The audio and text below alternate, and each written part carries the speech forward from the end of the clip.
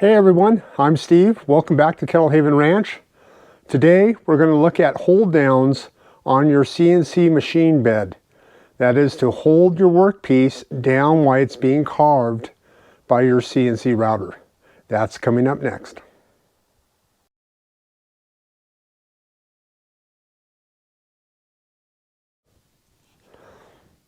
I've gotten quite a few requests on how exactly I mount my workpiece to the CNC machine. We're going to cover that in this video. As usual, if you like our content, please subscribe, hit the like button. Alrighty, without any further delay, let's move over to the CNC machine and dig into this topic. Now that we're over at the Shapeoko, we're going to go ahead and look at some of the nomenclature that is involved here.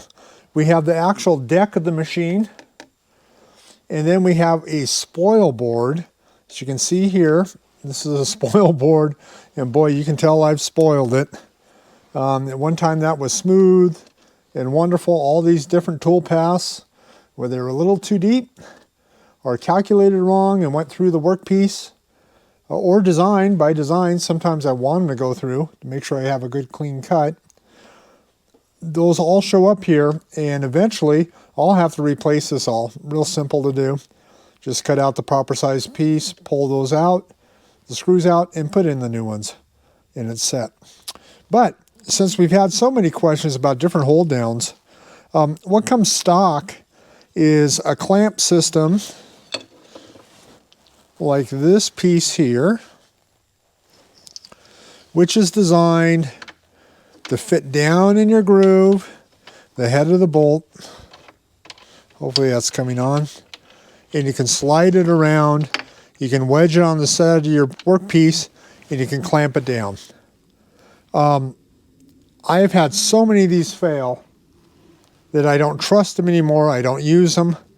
It's very rare that I use them at all. These are prone to failing and wiggling free from the piece, especially on a long, intricate project. And when they come off, then you know you're done. That piece of wood's going to fly around, get caught in the router, and you're going to have a mess. So I rarely use these. If I do use them, they're to add on to a piece. Say I'm working with a large warped board, especially if it has a live edge, and I don't have much to work with on the live edge. I'll go ahead and use these and clamp down on the corners to try to smooth it out, level it off. The other system you can do, and I don't know if you can make this out with the GoPro 7, all these holes here. Yep, there have been times where I have just taken and screwed a wood piece, workpiece down to the table, to the spoil board, just screw it on, multiple edges, keep it down tight so that you can get your cut. Pretty easy. The system that I use normally, because I can use it with all my projects, I can do double-sided cuts. I can do a lot of things that's going to be customized later. I went ahead and took on my last spoil board renewal, let me grab the pen here, and I drilled holes through, starting at 1 inch in, 2 inch, then out at 8, 12, and then it goes every 2 inches after that. Drilled holes all the way through the spoil board, and before I mounted it, I put in one of these inserts. Let's see if I can get up here so you can see that. This is a 1/4 inch nut that hooks on from the inside. Let me show you how that works. So the nut is jammed up underneath the spoil board, and then by drilling a hole through the workpiece, I can go ahead and put a 1/4 inch, and I have a whole bunch of different sizes, different lengths, 1/4 inch bolt, and just bolt it right through my project whenever I'm cutting, and keep it that way. Now, the benefit to this is I can flip a piece over. Let me grab a blank and I'll show you with the blank. This is the day's project. It's going to be a 22-inch piece of maple. And I've gone ahead and marked in the halfway distance from the corner, which I'm going to use as my orientation point. Half the width, and then I've gone in 1 inch. Then I've gone across. I've done the same thing on the opposite side, so that from here I can go ahead and put a 1/4 inch hole here, a 1/4 inch hole here.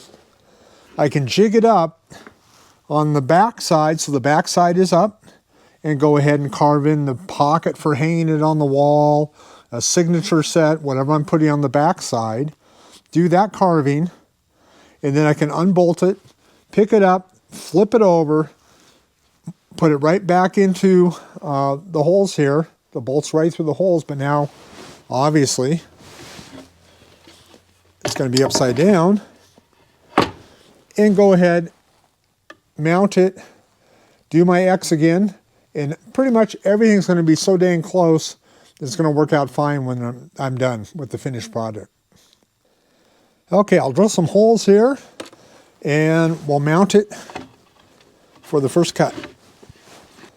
And as usual, the camera gets in the way of getting to the CNC machine, so I had to pause and move the camera.